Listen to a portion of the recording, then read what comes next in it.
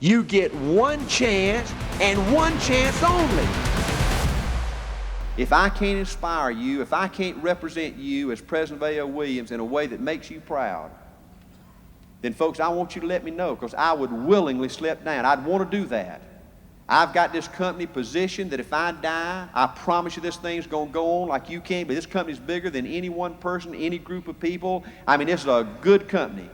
It's built on good principles. It's made up of good people. We do a good job for the consumer, and the opportunity is unreal for different kind of people. Nothing can destroy this company as long as we know and love the things that make us unique, and vow that we will never let anybody destroy the principles and traditions and the goodness in A.L. Williams. This is more than a business to me.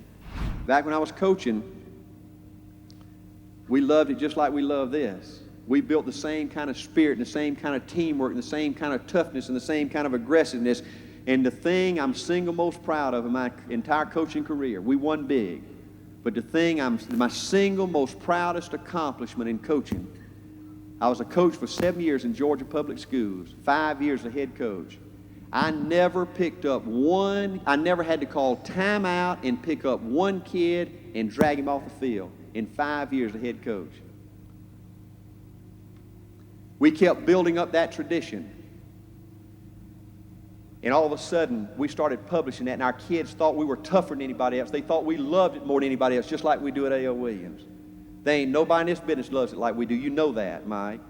This ain't a business to us, not the red-blooded A.L. Williams people. This is a cause. This is a crusade. This is a home. This is a family. I said, fellas, down on the knee, getting ready to say our prayer. I said, don't you pray for victory now. God don't give you victory. That's something you got to go out and earn. And I said, fellas, I want you to remember those that came before us. I want you to remember those football players that built up our tradition, how much they loved it. When you wear this Kendrick uniform, you got a responsibility to be good. You got a responsibility to be tough. I want to remind you of our legacy. We ain't never had to call a timeout to go and drag a kid off the field. And I said, you saw me out talking to the referees tonight? Last thing I told the referees, I said, Mr. Ref, you look down there, those folks in the wrong color jerseys, I said, they don't love it like we love it. I said, Mr. Ref, my team, we have never had to call timeout and drag a kid off a field. Our people love it too much. They got too much pride. This team means too much to them. I said, Mr. Ref, if one of my kids get hurt, I want you to know I wear my good clothes to the games out here on Friday night. And I ain't going to run out there and get all that blood and sweat all over my clothes and mess up my clothes. And I ain't going to drag him off the field. I want you to know if one of my kids get hurt and they laying out there, you're going to have to put that ball and take it to the other side of the field and play a little bit and give them time to get off. Told my kids that every game last 2 years. Folks, and you know this. And those kids maybe thought it, they didn't know it. But ain't a coach ever loved kids more than I did. If one of my kids ever got hurt, I'd have been the first coach out there. But those kids didn't know it, so they didn't get hurt. I told my kids this in these few moments. I said, fella, let me tell you something. A lot of people got this football business all figured out wrong. Football ain't a team game. It is and it ain't. Football is a game of individuals. It's a game against you and that guy in the wrong color jersey right across the line.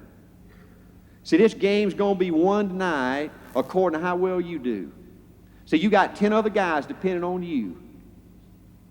And it's going to be won between you and that guy across the line in the wrong color jersey fighting for 48 minutes. And you know who's going to win it? The guy that loves it the most. The guy that wants it the most. The guy that's the dadgum toughest. The guy that won't quit. It's nothing but a mental game. I said, I want you to pray tonight that nobody on either team gets hurt. That's not the purpose of football.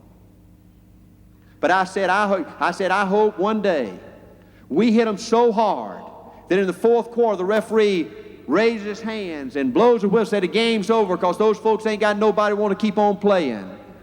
Now, folks, that never happened. That never happened in my 5 years. But I said, fellas, let me tell you something. I want you to go after them. I think this game is going to be won or lost by the tempo you set on the first 3 or 4 or 5 plays. You go out there and show them who's boss. You hit them and look for any weakness. It's nothing but a mental game. Somebody's going to quit, you or him. Somebody's going to give in, you or him. You look for any weakness.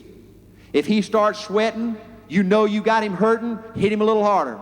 Knock him out, we'll chalk him up. I said, if he starts bleeding, you know he's hurting, hit him a little harder. Folks, as an RVP, you got a responsibility to attack. You got a responsibility to be tough. I want you to get after him in the morning, and I want you to get after him in the afternoon, and I want you to get after him at night, and I want you to get after him on the weekends, and I want you to get after them on holidays, and I want you to knock their ass off. See you back at the workshop.